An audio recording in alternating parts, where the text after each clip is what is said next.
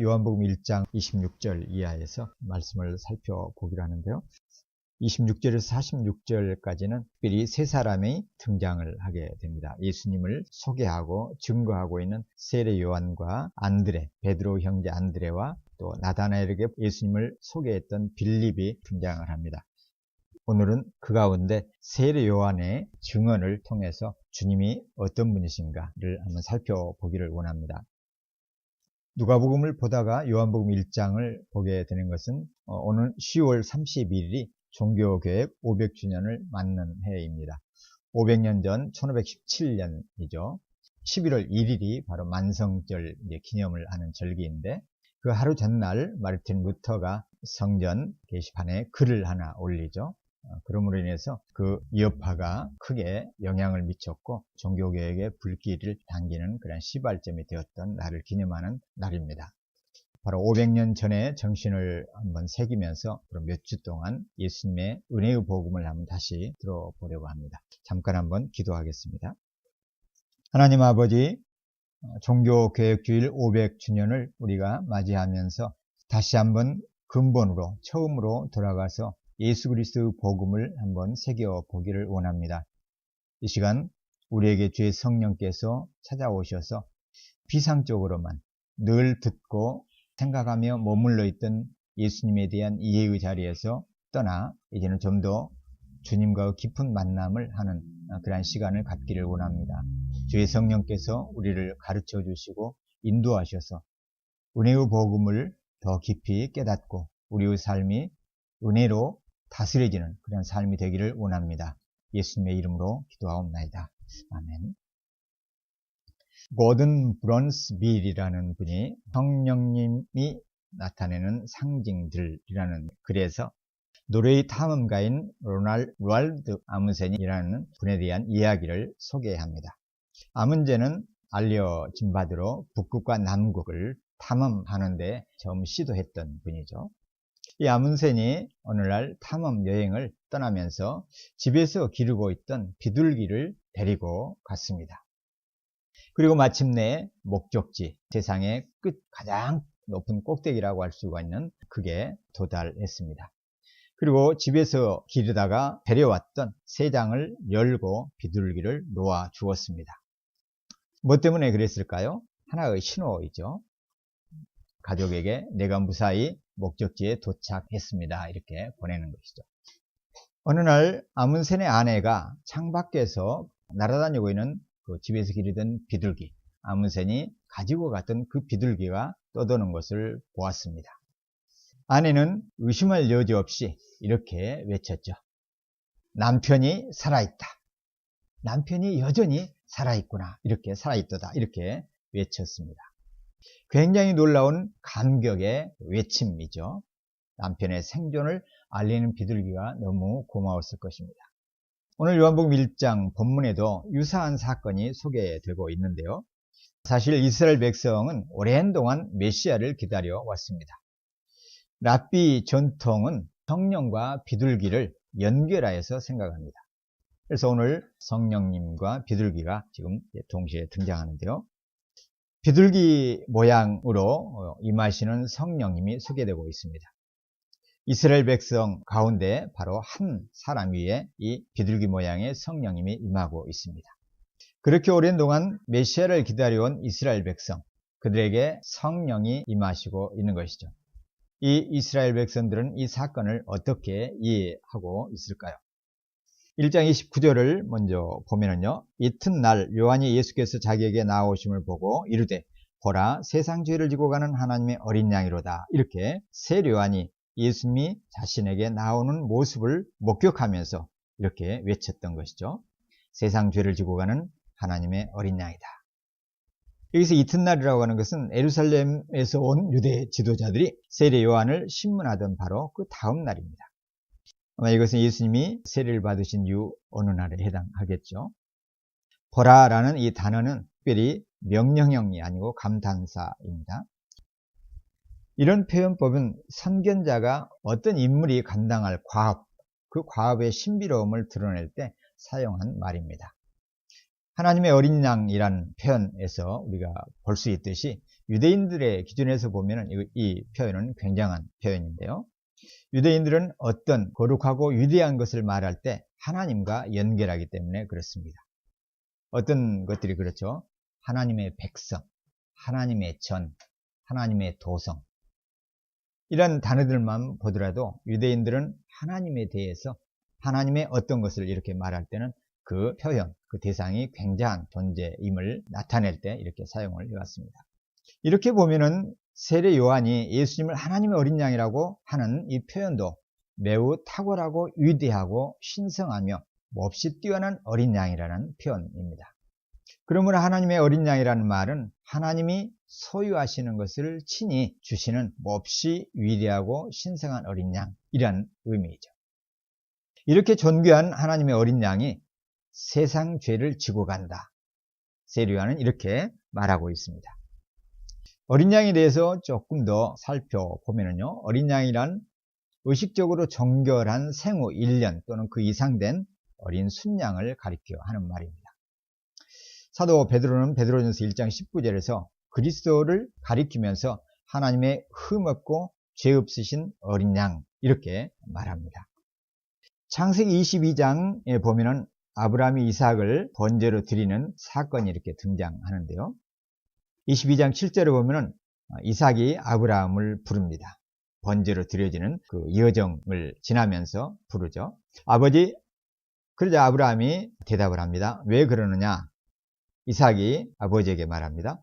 불과 장작은 있는데 번제로 드릴 어린 양은 어디 있습니까?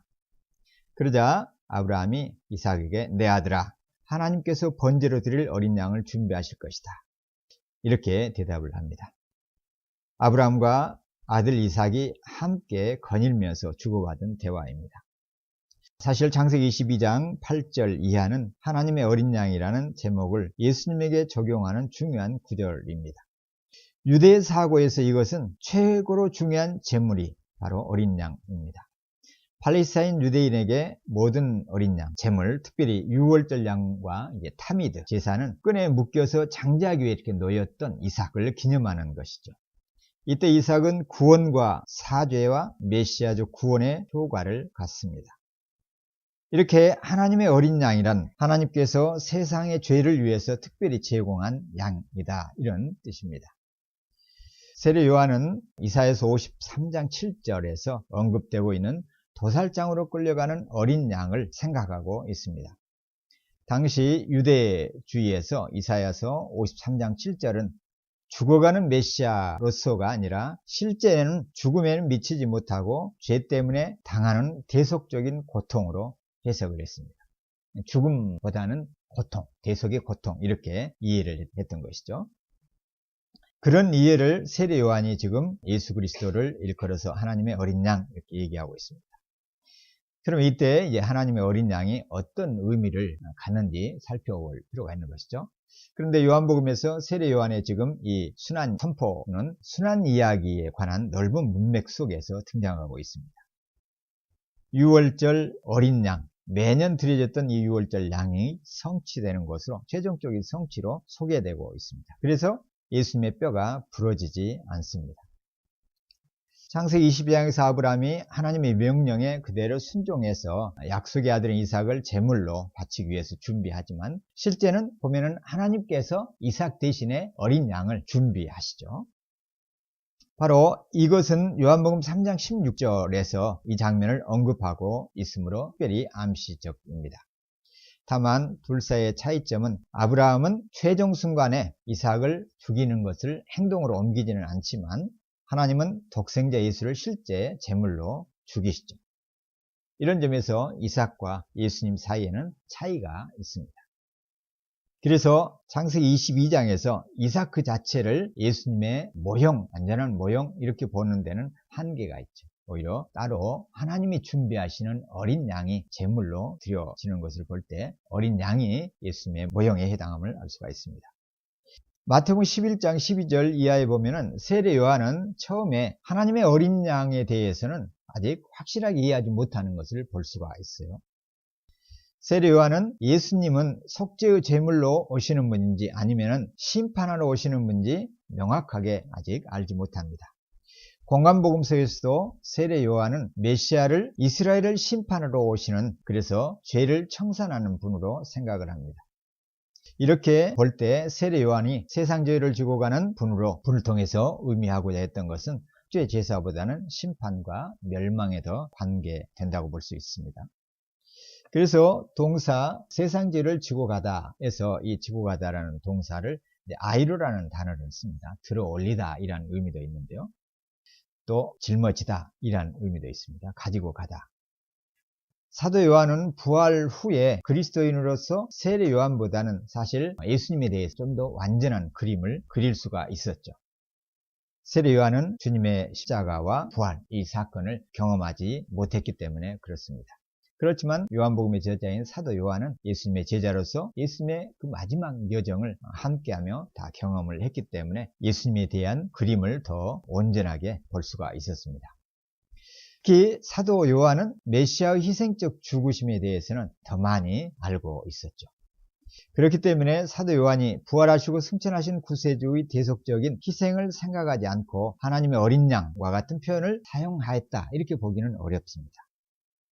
다시 정리하면 세례 요한은 사역 초기에 예수님에 대한 이해가 아직 좀 불분명했다는 것이죠. 그래서 어린 양이란 하나님의 어린 양 이렇게 소개하면서 이 의미에 대해서는 온전히 이해하기가 어려웠습니다.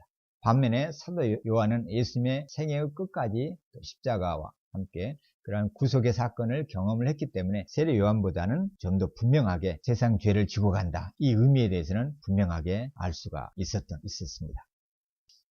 그런데 사도 요한이 이 지고 가다라는 표현을 아나페로라는 대신에 아이로라는 말을 쓰고 있는데요. 이것은 아나페로 하면은 좀 더 희생적인 의미를 분명하게 담고 있는데 희생적인 의미가 좀 더 분명하지 않은 아이로 이 단어를 쓰므로 좀 애매하게 표현하고 있습니다. 이것은 아직 사도 요한이 예수님의 십자가 전에 세례 요한이 또 예수님에 대해서는 분명하게 아직은 십자가 사건을 알지 못하기 때문에 약간은 조금 애매하게 이렇게 일부러 표현을 하고 있다고 볼 수가 있습니다.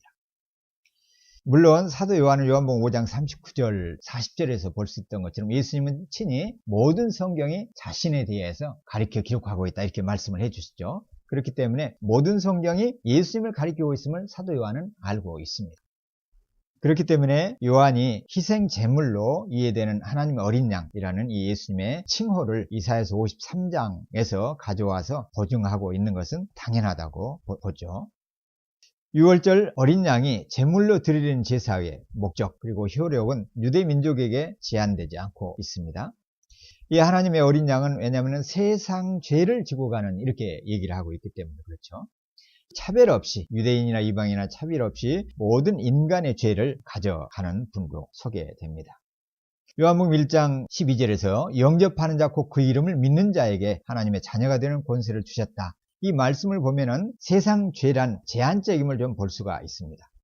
모든 사람의 죄를 가져가는 것이 아니라 영접하는 자, 즉 아들, 예수 그리스도의 이름을 믿는 사람, 그 사람에게 하나님의 자녀가 되는 권세를 주셨다는 말씀을 볼 때 바로 믿는 사람에게 해당되는 말씀이죠. 구약의 희생 제물들이 예견한 모든 것이 예수님의 희생, 예수 그리스도의 희생에서 완전히 성취되었습니다. 지고 가다는 말을 좀 더 상세하게 살펴보면요. 먼저 사람이신 예수님을 동물인 양에 비유하여 표현하는 것은 좀 이상합니다. 예수님을 어린 양이다 이렇게 표현하는 것은 매우 이상한 표현이죠. 또 하나님의 어린 양이 세상 죄를 지고 간다는 말도 어떻게 보면은 비유적인 표현 같지만 사실은 실제 사건을 염두에 둔 사실적인 표현입니다. 이 안에는 매우 중요한 신앙 교리가 담겨 있습니다.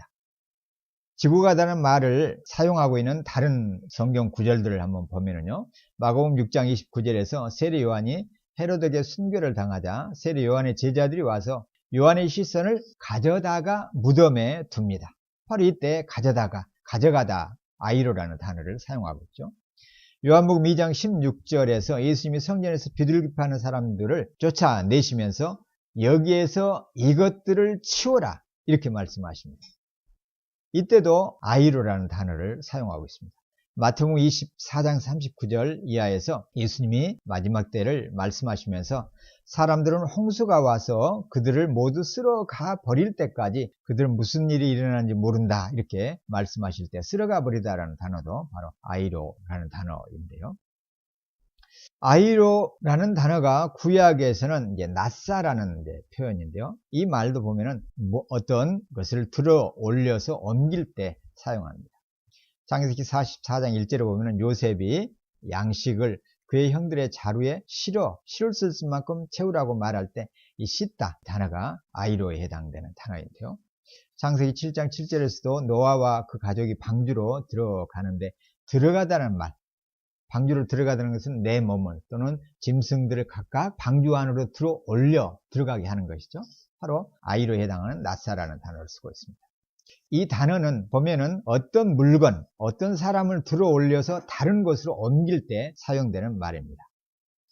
또 이 낫사라는 단어가 창세기 50장 17절에 보면은 용서하다라는 말로도 사용됩니다. 요셉의 형들이 이제 야곱이 떠나간 후에 요셉이 자신들을 보복하지 않을까 두려워하죠. 그러면서 요셉에게 이렇게 말합니다. 너희는 이같이 요셉에게 이르라. 내 형들이 네게 악을 행하였을지라도 이제 바라건대 그 허물과 죄를 용서하러 하셨다라 하셨나니 당신의 아버지의 하나님의 종들의 죄를 이제 용서하소서, 이렇게 얘기를 하죠. 이때 용서하소서가 이제 낫사라는 단어를 씁니다. 그러니까 가져가다, 어떤 짐이나 짐승이나 사람을 지고 가다, 이 뜻과 용서하다라는 단어가 같은 단어로 다른 문맥에서 사용되고 있음을 볼 수가 있죠. 이상을 정리해서 보면은 아이로 지고 가다라는 말의 뜻은 요셉의 형들이 자루에 곡식을 넣어가지고 떠나가듯이 요한의 시신을 요한의 제자들이 옮겨가듯이 성전에서 비둘기 파는 사람들의 물품을 치워버리듯이 홍수가 사람들을 쓸어가듯이 어떤 사물을 짊어지고 떠나간다라는 의미입니다. 창세기 50장 17절과 사무엘상 15장 25절에서는 죄를 용서하다라는 의미로도 사용되고 있습니다. 이렇게 아이로라는 뜻에는 자신에게 짐을 지우고 떠맡다, 이거보다는 그 길로부터 치워버리다, 이런 의미가 있지만 사실은 두 가지 의미를 다 갖고 있습니다. 나에게 짐을 짊어지우고 그것을 가지고 떠나가 버리다, 치워버리다, 이런 의미입니다. 즉 예수님이 세상의 죄를 자신에게 짊어지우시고 그것을 지고 떠나가시다, 이런 의미가 바로 세상 죄를 지고 가다라는 단어 속에 있습니다. 그러면은 어린 양은 무엇을 자기 몸에 지우고 없애버릴까요? 세례 요한은 세상 죄를 지고 간다, 이렇게 말하고 있습니다. 어린 양은 죄를 대신 짊어짐으로써 죄를 제거할 수 있습니다.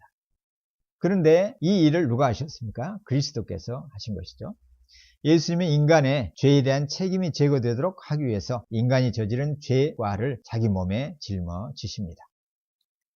그리고선 인간의 죄에 대한 책임을 완전히 제거해 버리시고, 즉 자기 몸에 옮기셔서 없애 버리십니다.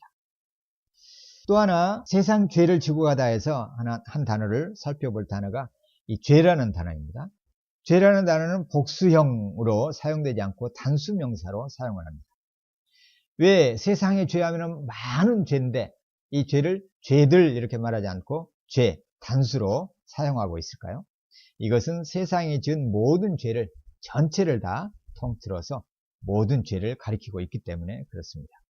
구약의 제사 제도에 의하면 속죄 제물이 흘린 피는 다른 것들의 죄를 떠맡아 속죄함으로 하나님의 분노를 가라앉힙니다. 그러나 히브리서는 전체 구약의 제사 제도는 예수님이 오실 때까지 잠정적이다, 일시적이다, 이렇게 말하고 있습니다. 하나님의 어린 양이신 예수님은 단지 이스라엘뿐만이 아니라 온 세상의 죄를 친히 떠맡으신 분입니다. 그래서 메시아가 다만 이스라엘을 위해서보다는 온 세상의 죄 때문에 고난을 당하신다는 사상이 1세기 유대인들의 귀에는 생소했습니다. 그럼에도 불구하고 세례 요한은 예수님이 온 세상을 구원하기 위해 오셨다, 이렇게 외치고 있습니다. 온 세상의 구주이심을 분명하게 말하고 있습니다. 요한복음 3장 17절에 보면 하나님이 그 아들을 세상에 보내신 것은 세상을 심판하려 하심이 아니라 그로 말미암아 세상이 구원을 받게 하려 하십니다. 요한복음 4장 42절에서도 그 여자에게, 사마리아 여인에게 말하되 이제 우리가 믿는 것은 네 말로 인함이 아니다.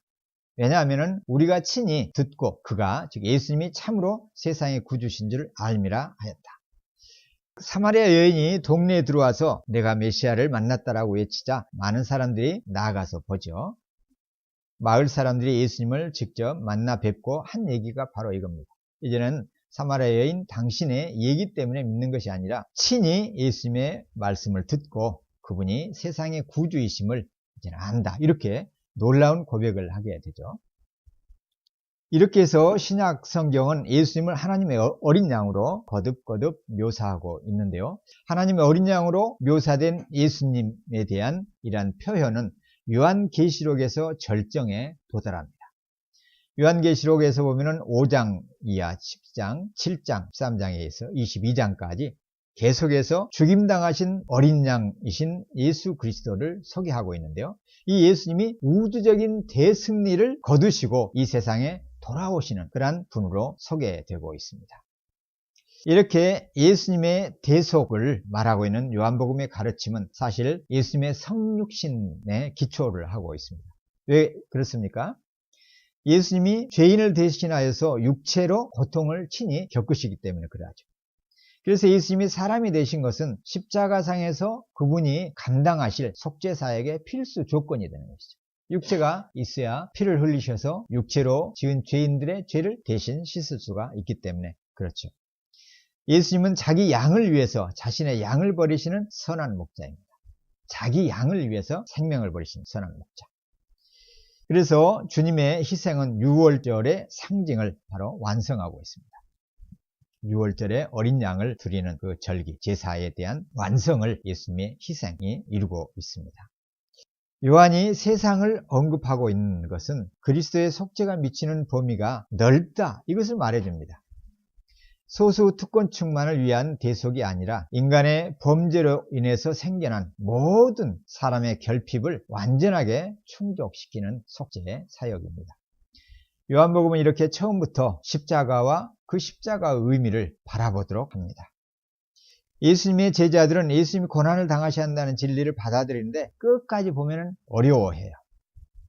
이러한 제자들의 모습과는 좀 대조적으로 세례 요한은 예수님의 공적인 사역이 시작되기 전에 주님의 희생적인 죽음을 지금 언급하고 있다는 사실이 놀라운 모습이죠. 이런 면에서 세례 요한은 증인입니다. 또 그래서 그는 세상 죄를 지고 가는 하나님의 어린 양이 바로 예수님이시다, 이렇게 말하고 있습니다. 처음에 이스라엘 백성이 오랫동안 메시아를 기다려왔다고 얘기를 드렸습니다. 이 이스라엘의 전통 가운데 랍비들의 전통에 따르면 성령과 비둘기를 연결하여서 생각을 해요. 성령님과 비둘기. 오늘 요한복음 1장 32절에 보면 요한이 또 증언하여 이르되 내가 보매 성령이 비둘기같이 하늘로부터 내려와서 그 위에 머물렀다. 이 장면을 소개하고 있죠. 성령님이 임하시는 장면. 그런데 그 모습이, 외적인 모습이 비둘기와 같다, 이렇게 말하고 있습니다. 성령과 비둘기를 생각하는데 이것은 랍비 전통에도 그렇게 했다고 그랬죠. 세례 요한의 이 목격담에도 사도 요한은 바로 성령과 비둘기를 연결하고 있습니다. 성령의 비둘기가 이스라엘 백성 가운데 한 사람 위에 지금 내려앉는 장면입니다. 이 중대한 주간의 두 번째 날, 유월절이라는 두 번째 날에 요한은 공개적으로 예수님이 요한 자신이 증거했던 메시아다, 이렇게 지적하고 있는 것입니다. 요한은 예수님이 그분이라는 것을 어떻게 알게 되었는지 계속해서 말하고 있어요. 30절로 한번 가보면요. 내가 전에 말하기를 내 뒤에 오는 사람이 있는데 나보다 앞선 것은 그가 나보다 먼저 계심이라는 것이 바로 이 사람을 가리킵니다. 31절에 나도 그를 알지 못하였으나 내가 와서 물로 세례를 베푸는 것은 그를 이스라엘에 나타내려 합니다. 이렇게 말하고 있습니다. 30절 말씀은 29절의 주장을 다시 한번 따르고 있는데요. 예수님의 선제하심, 그리고 그 예수 그리스도의 선제성으로 인한 예수님의 탁월성을 지금 증명하고 있습니다. 세례 요한의 제자들은 세례 요한을 당시 누구보다도 뛰어난 분으로 믿고 따랐습니다. 그래서 예수님이 선지하신 분이다, 이런 주장은 세례 요한의 제자로서는 인정하거나 받아들이기 어려웠고 사실 매우 충격이 되었습니다. 그럼에도 불구하고 세례 요한은 자신의 전 목적이 오직 한 분을 이스라엘에게 소개하는 데 있음을 흔들리지 않고 유지하고 있습니다. 예수님은 자기 뒤에 태어나셨지만 사실은 자기보다 훨씬 이전에 계신 분이었고, 그러므로 세례 요한 자신보다 훨씬 뛰어난 분이라고 증거하고 있습니다. 바로 그분이 자신에게 나오고 있다는 것이죠. 31절에서 세례 요한이 물로 세례를 주고 있는지 그 이유를 말해주고 있습니다. 세례 요한은 유대 광야에 살면서 자기에게 나오는 이스라엘 백성들에게 회개를 촉구하면서 세례를 요단강에서 주고 있었죠. 그런데 31절에서 왜 자신이 물 세례를 주고 있는지 그 이유를 분명하게 밝히고 있습니다. 31절 다시 한번 볼까요? 나도 그를 알지 못하였으나 내가 와서 물로 세례를 베푸는 것은 뭐 때문이다? 그를, 예수님을 이스라엘에게 나타내기 위함이다. 이렇게 물로 세례를 주는 목적을 분명하게 말하고 있죠. 세례 요한은 이전에는 예수님이 하나님의 어린 양이신 것을, 하나님의 어린 양이신 그리스도임을 몰랐다, 이렇게 얘기를 했죠. 그런데 사실 세례 요한과 예수님 사이에는 6개월 터울로 된 이종 사촌지간이잖아요. 부모들도 알고 그렇기 때문에 서로를 알고 있는 사이예요. 그런데 그럼에도 불구하고 세례 요한이 예수님을 몰랐다 이렇게 말하는 것은 뭐 때문에 그럴까요? 예수님이 어떤 분인지 그분의 정체성에 대해서 완전히 알지 못했다 이란 말이죠. 인간적으로 친족관계로서 예수를 알았지만 그분이 어떤 사명, 이 인류를 위해서 어떤 사역을 하실 분으로 오신 것인지 분명하게 아직 온전히는 모르고 있다는 고백입니다. 사실 세례 요한은 그동안 자신의 역할이 무엇인지 상세히 설명하기를 꺼려했습니다. 그렇지만 이제 기꺼이 예수님을 증언하고 있습니다. 사도 요한은 예수님의 증인으로서 세례 요한을 매우 강조하고 있죠. 그래서 사도 요한은 이스라엘의 회개를 촉구하는 세례자의 모습에 또 세례자의 그러한 요청에 주의를 주지 않습니다. 대신에 사도 요한은 오직 예수님에 대해서 뭐라고 말하는지 관심을 거기에 쏟고 있습니다. 세례 요한이 베푸는 세례는 거의 관심조차 두지 않고 있습니다. 오직 예수님을 이스라엘 가운데 드러나도록 하는 것이 목표임을 이렇게 거듭 밝히고 있습니다.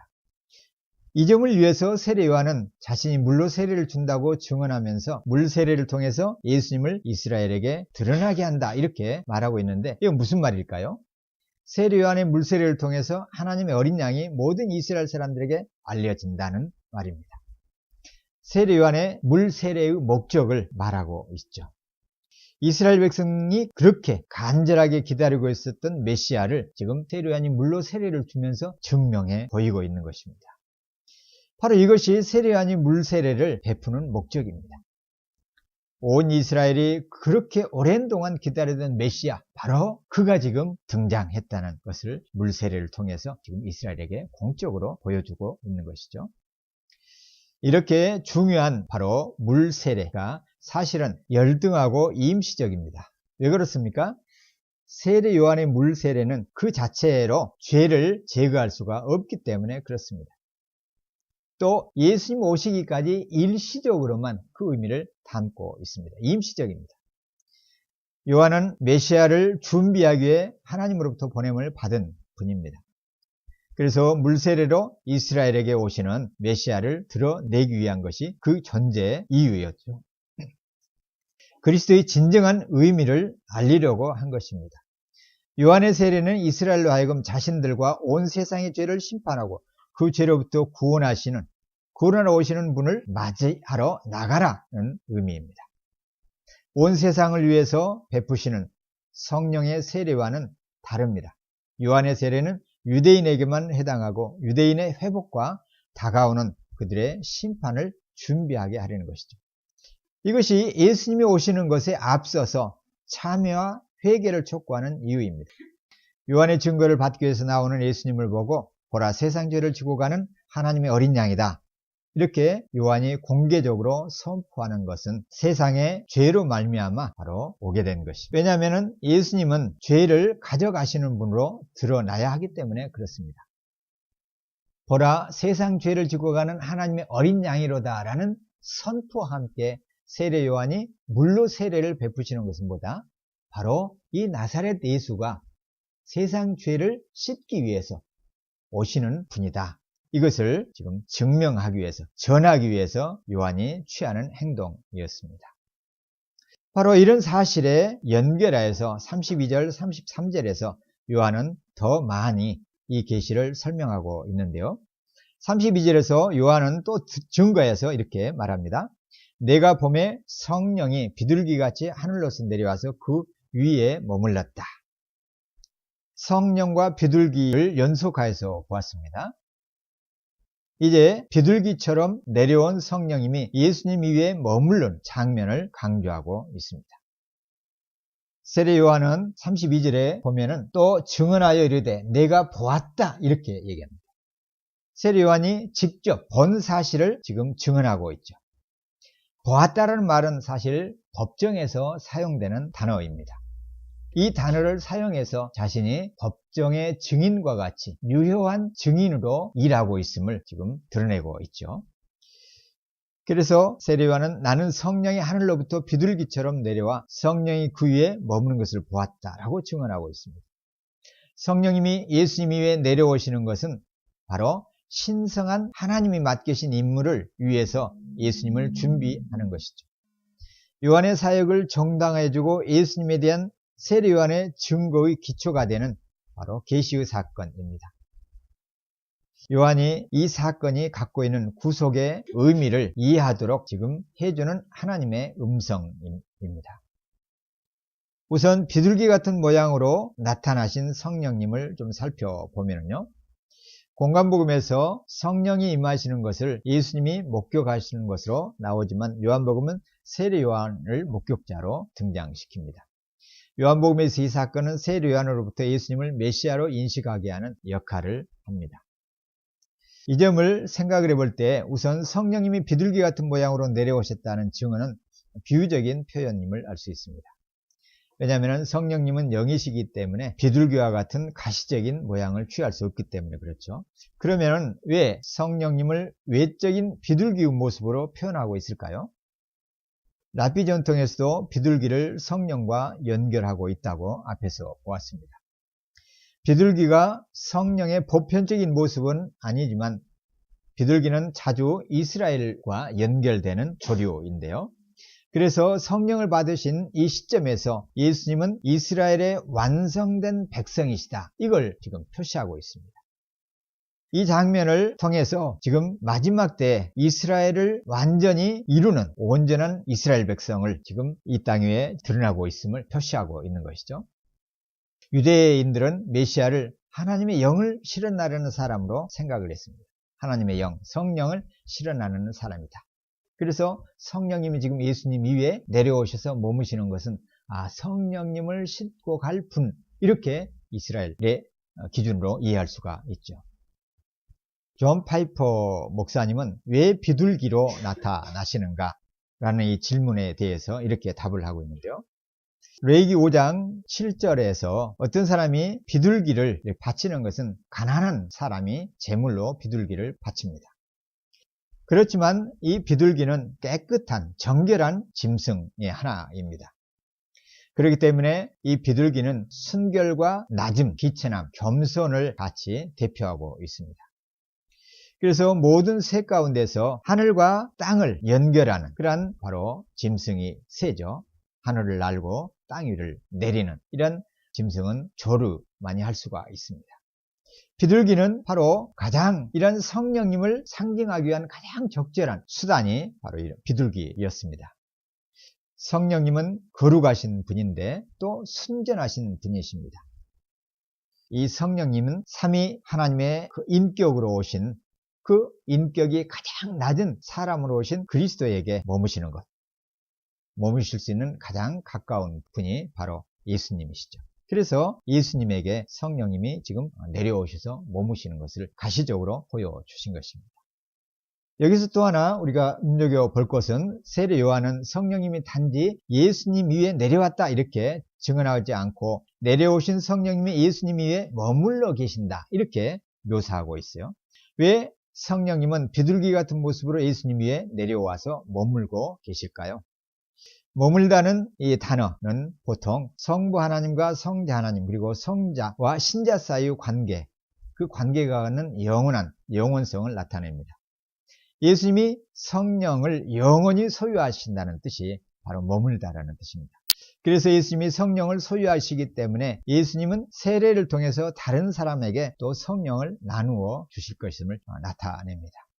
바로 이 내용이 요한복음 3장 이하에서 또 14장 16장에 보면 성령에 관한 많은 구절들, 요한복음 20장 22절에도 계속해서 등장을 하죠.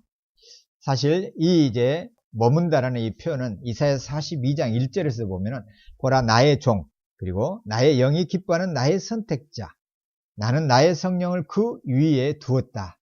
이 말씀에서 이미 암시했습니다.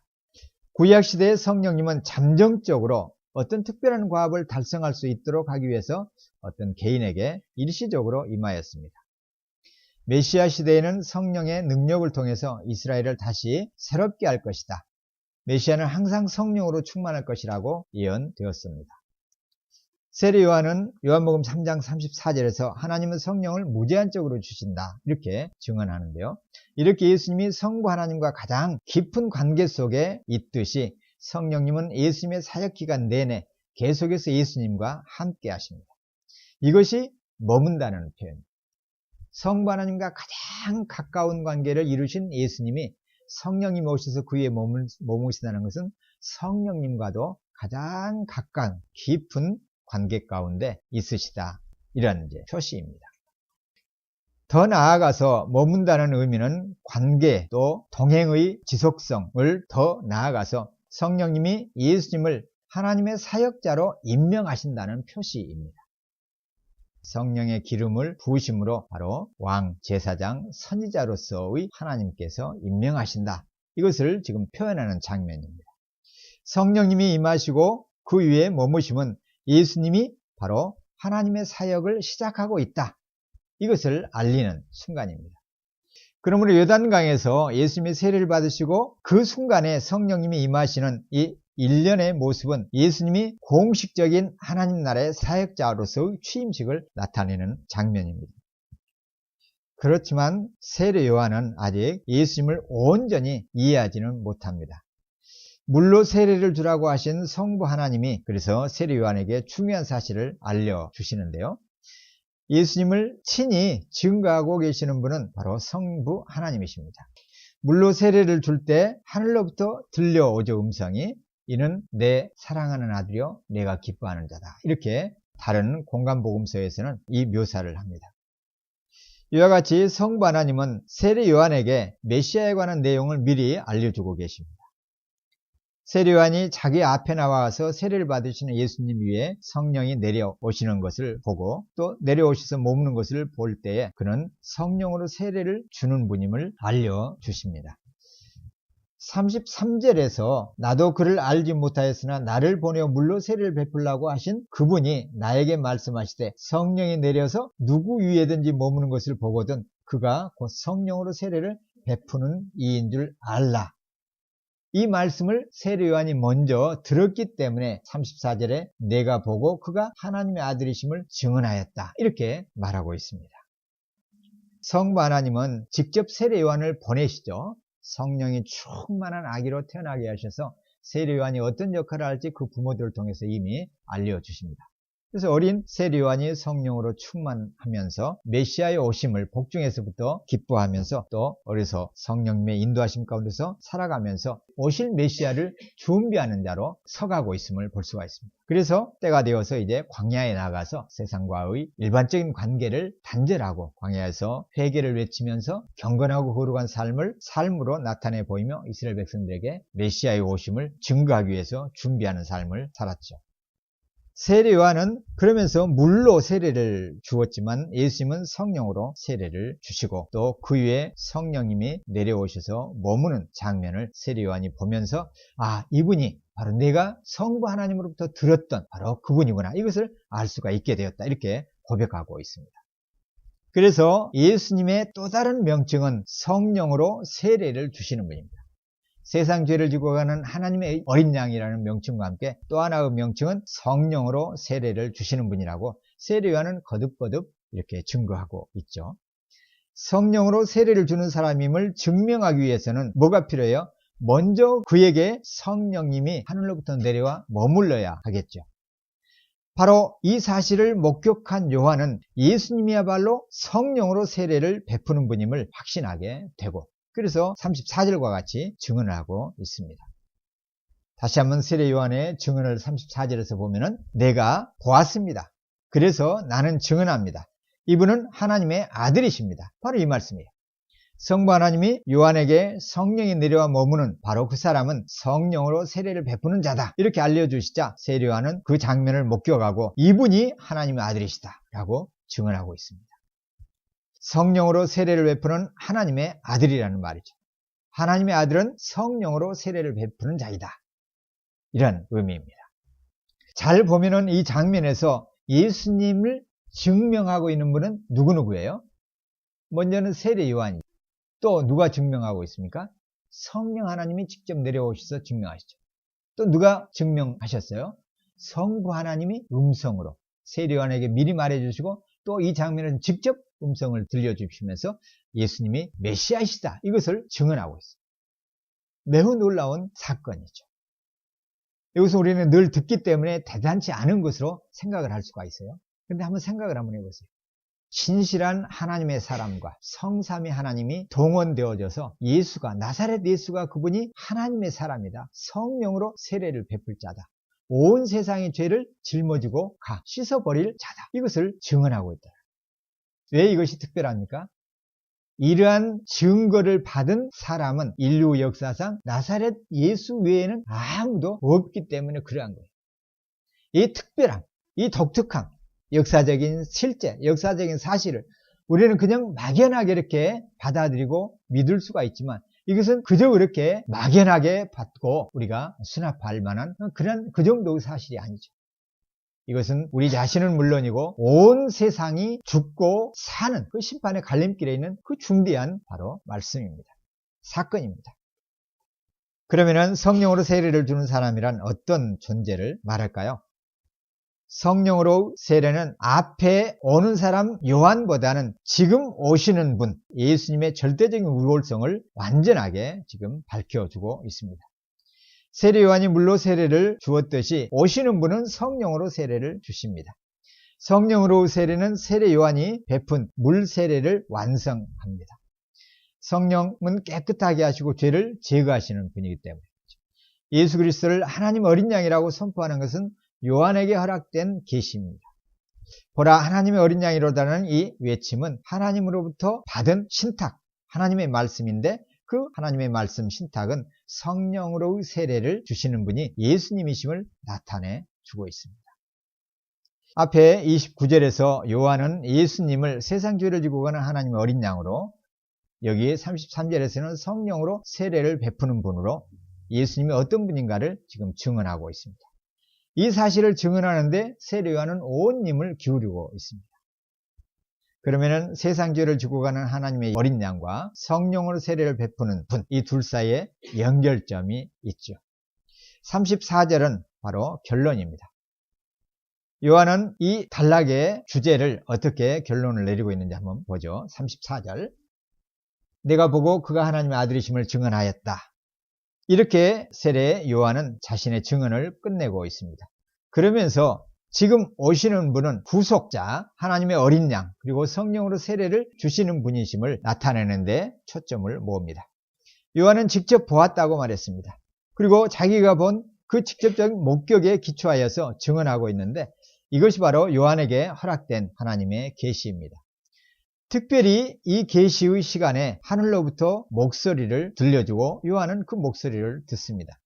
이런 광경을 목격한 요한이 분명하고 확신 있게 예수님을 가리킬 수 있고, 이분이 바로 하나님의 아들이라고 선언할 수 있는 그 근거를 제공해 줍니다. 34절에서 요한이 이 사람이 하나님의 아들이라고 증언하고 있는데, 이 사람과 하나님의 아들은 바로 서로 제한시키고 있는데요. 두 말은 단정적입니다. 하나님의 아들이라는 이 칭호는 그리스도만큼 예수님의 하나님으로서의 정체성을 강조하고 있습니다. 요한복음 20장 31절에서 나타내듯이 요한복음에서 이 복음서를 통해서 달성하고자 하는 중요한 사실 가운데 하나가 바로 이 점입니다. 이 사람은 강조하고 있는 표현인데요. 성령으로 세례를 주는 분임을 가리키고 그래서 세상 죄를 지고 간다. 요한의 증언은 결론적으로 이분 나사렛 예수, 그가 바로 사람으로 오셔서 세상 죄를 지고 가는 분이다. 예수님이 누구신가? 그리고 그분의 후속적인 의미를 분명하게 보여주고 있습니다. 하나님의 어린 양, 그리고 온 세상의 죄를 씻는, 그래서 정결하게 해주는 분이 성령으로 세례를 주시는 분이심을 바로 밝혀주고 있습니다. 성령과 우리 인간 사이의 관계는 매우 중요합니다. 사도 바울은 그래서 성령님과 인간 사이의 관계를 통해서 그리스도인과 비그리스도인을 구분합니다. 로마서 8장에서 보면은 만일 너희 속에 하나님의 영이 거하시면 너희가 육신에 있지 아니하고 영에 있다. 누구든지 그리스도의 영이 없으면 그리스도의 사람이 아니다. 그리스도인인가 아닌가는 뭘로 구분된다고요? 하나님의 성령이 그 안에 있는가 없는가로 구분된다는 것이죠. 8장 14절에서 하나님의 영으로 인도함을 받는 사람은 누구나 하나님의 자녀입니다. 여러분이 받은 성령은 여러분을 다시 두려움에 이르게 하는 노예로 만드는 영이 아니라 여러분을 하나님의 자녀가 되게 하는 영이십니다. 그래서 우리는 그 성령님을 의지하여서 하나님을 아바 아버지라고 부를 수가 있습니다. 이렇게 전하고 있습니다. 하나님의 영이신 성령님이 우리 안에 계시지 않고 그 사람 안에 계시지 않고서는 하나님을 아버지라고 아무도 부를 수가 없다는 것이죠. 그래서 하나님을 아버지 이렇게 부를 수 있는 사람은 성령님이 그 안에 계신 사람만이 가능하다는 것이죠. 그 사람이 곧 하나님의 영이 거하시는 그리스도 사람입니다. 사도 요한은 요한서신에서 신자와 성령님의 절대적인 관계를 소개하고 있는데요. 요한일서 4장 1절에 보면은 사랑하는 자들아 영을 다 믿지 말고 오직 영들이 하나님께 속하였는지 분별하여라. 많은 거짓 선지자가 세상에 나왔다. 이로써 너희가 하나님의 영을 알지니 곧 예수 그리스도께서 육체로 오신 것을 시인하는 영마다 하나님께 속한 것이요 예수님을 시인하지 아니하는 영마다 하나님께 속한 것이 아니니 이것이 곧 적그리스도의 영이라. 오리라는 그 말을 너희가 들었거니와 벌써 세상에 있다. 적그리스도가 세상에 활동하고 있음을 소개하면서 하나님의 영은 무엇을 알 수 있다고요? 예수님이 육체로 오신 분이시다. 육체로 오신 분이심을 시인하는 영마다 하나님께 속한 것이고 그렇지 아니하는 영은 거짓 영이다. 적그리스도의 영이다. 이렇게 분명하게 말하고 있습니다. 그래서 오늘날 우리도 우리 주변에서 예수님은 육체로 오신 그리스도이시다. 이렇게 말하지 않고 믿지 않는 모든 주장과 이론이나 신앙은 적그리스도의 영에 속은 것이고 잘못된 것임을 우리가 이 말씀을 통해서 분명하게 알 수가 있는데 바로 사도 요한이 생애의 마지막 때 요한일서를 썼다고 하면은 물론 요한복음도 그렇지만은 이 복음서의 내용하고 일관된 진리임을 우리가 알 수가 있습니다. 말씀을 정리하면은요. 예수님은 세상 죄를 지고 가는 하나님의 어린 양이시라고 했습니다. 하나님의 어린 양이신, 세상 죄를 지고 가는 하나님의 어린 양이신 예수, 이 사실을 세례 요한은 어떻게 알았습니까? 요한은 예수님이 세례를 받으실 때 성령님이 예수님 위에 내려와 머물러 계시는 것을 보고 알았습니다. 그리고 세례 요한은 성령님이 예수님께 내려와 머무는 사건을 통해서 예수님이 하나님의 아들이심을 어떻게 알고 있습니까? 그것은 성부 하나님께서 먼저 세례 요한에게 물로 세례를 주라고 세상에 보내시면서 성령이 그 위에 임하는 사람이 성령으로 세례를 베푸는 하나님의 아들이다. 이것을 미리 알려주셨습니다. 이 하나님의 아들이 약속된 메시아다. 이것을 알려주었기 때문에 성령님이 머무시는 것을 보면은 하나님의 아들이라고 성부 하나님이 가르쳐 주었지. 그래서 그 가르쳐 주신 사실을 예수님 위에 성령님이 머무시는 장면을 보면서 바로 연결할 수가 있었던 것이죠. 세례 요한은 그래서 예수님 위에 성령님이 부어주시는 장면을 보고 이사야 42장 1절 말씀이 성취되고 있구나. 이것을 깨달은 것이죠. 내가 붙드는 나의 종, 내 마음에 기뻐하는 나의 택한 사람을 보라. 내가 나의 신을 그에게 주었은즉 그가 이방에 공의를 베풀리라. 이 이사야 선지자의 예언의 말씀이 나사렛 예수를 통해서 지금 성취되고 있구나. 이걸 알게 된 것입니다. 세례 요한의 증언대로 예수님은 세상 죄를 지고 가는 하나님의 어린 양입니다. 예수님이 온 세상의 죄를 짊어지셨고 죄의 세력을 멸하실 수 있는 분입니다. 물론 여기서 온 세상은 바로 예수 그리스도를 영접하는 사람들에게 적용되어집니다. 예수님이 세례 요한보다 훨씬 먼저 계셨고 그보다 훨씬 뛰어난 분입니다. 사실 6개월 동생이지만 예수님은 하나님으로서 창세 전에 계셨기 때문에 그렇죠. 예수님은 유대인이건 이방인이건 회개하는 사람들에게 성령으로 세례를 베푸십니다. 예수님만이 성령이 한량없이 머물러 계시기 때문에 성령으로 세례를 주실 수가 있죠. 예수님은 약속된 메시아이신 하나님의 아들이십니다. 왜냐하면 여호와 하나님의 선택자이심을 성령님이 내려와 머무심으로 증거해 주셨기 때문에 그러합니다. 하나님은 세례 요한을 세상에 보내 한 분에게 세상 죄를 지고 가는 하나님의 어린 양이라고 지목하고 친히 성령을 보내셔서 그 위에 머무르심으로 하나님의 아들이라고 말씀하셨습니다. 이분이 온 인류 가운데 유일한 한 분 예수님이십니다. 세례 요한은 자신이 직접 목격한 사실 그리고 자신을 보낸 하나님이 성령을 통해 가르쳐 주시는 메시지를 세상에 선포하고 있습니다. 오늘 우리 그리스도인은 모두 성령을 받은 사람들입니다. 성령님은 각 신자 속에서 역사하고 계십니다. 그러므로 모든 신자는 하나의 사명을 맡고 있습니다. 세례 요한이 성부 하나님으로부터 하나의 사건을 전달받았던 것처럼 우리 신자들도 십자가에서 죽으시고 부활하신 나사렛 예수, 그분이 영원한 생명의 주이시고 그리스도이시라는 사실을 바로 전달해 줄 이제는 또 다른 세례 요한으로 임명되어졌습니다. 아문선의 비둘기가 그의 집으로 돌아왔을 때 아문선의 아내가 아문선에 살아있음을 확신하였습니다. 예수님이 승천하셨을 때도 마찬가지였습니다. 예수님은 하늘로 떠나가셨습니다. 제자들은 성령을 자신들에게 보내주신다는 약속을 확실하게 붙잡았습니다. 그리고 오순절날 비둘기같이 성령님이 제자들 가운데 오시자 그들은 몹시 기뻤습니다. 비로소 제자들은 예수님이 살아계시고 모든 세상의 악으로부터 사단으로부터 승리하시고 하나님 보좌 우편에 앉아 계시다는 것을 그 확실한 증표를 성령님의 임하심을 통해서 확신할 수가 있었죠. 이 사실은 여전히 오늘 우리에게도 중단되지 않는 메시지입니다.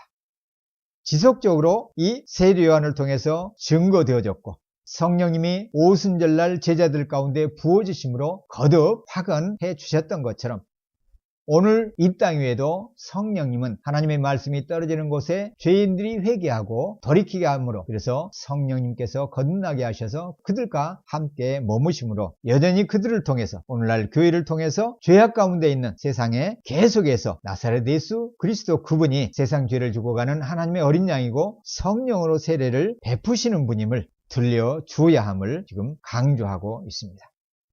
오늘 우리 그리스도인들은 세상을 향해서 계속해서 세례 요한과 같이 하나님의 아들 예수 그리스도를 전해 주어야 할 그 놀라운 위치, 그 고귀한 사명을 받은 사람들입니다. 계속해서 이 복음, 인간이 자신의 죄를 씻을 수 있는 유일한 길이 바로 죄를 짊어지고 떠나가신 예수님을 만나는 길, 그분을 통해서 성령님을 받는 길임을 우리가 들려주어야 합니다.